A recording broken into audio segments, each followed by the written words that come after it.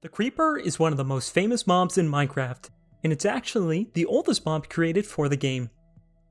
These are the creatures that you fear because they have the unkindly ability to always be behind you in the worst place at the worst time. Creepers have been with the game ever since the Java survival test of Minecraft.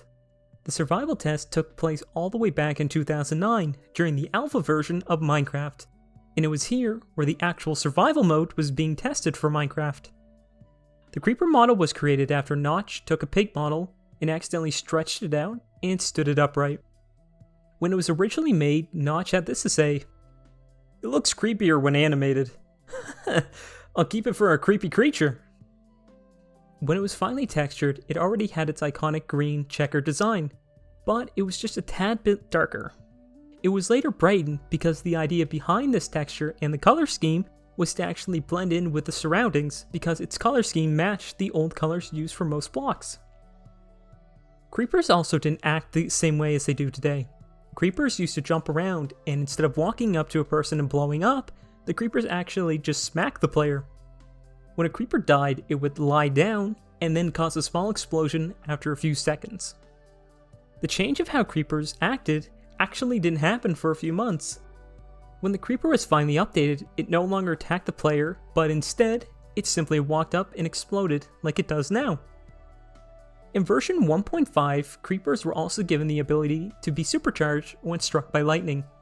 One thing that's really interesting about creepers is the fact that they're the only mob in the game that can drop a music disc. Whenever a creeper is killed by either a skeleton or a stray, it can drop any music disc except Big Step.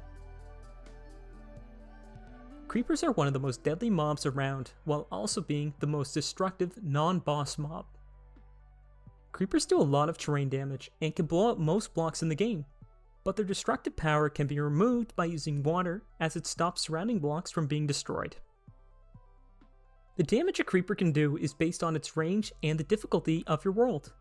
For an unarmored player, on an easy world, a creeper from its max distance only does a few hearts of damage, and if you're standing directly on top of the creeper, it will take you down to either half a heart or 1 heart, but the knockback will more than likely kill you. On a normal world, the damage is slightly higher than on easy, and if you're standing directly on top of one, you're more than likely to die. On a hard world, the damage is almost always going to be half your health, and if you're standing directly on top of it, you are guaranteed to die.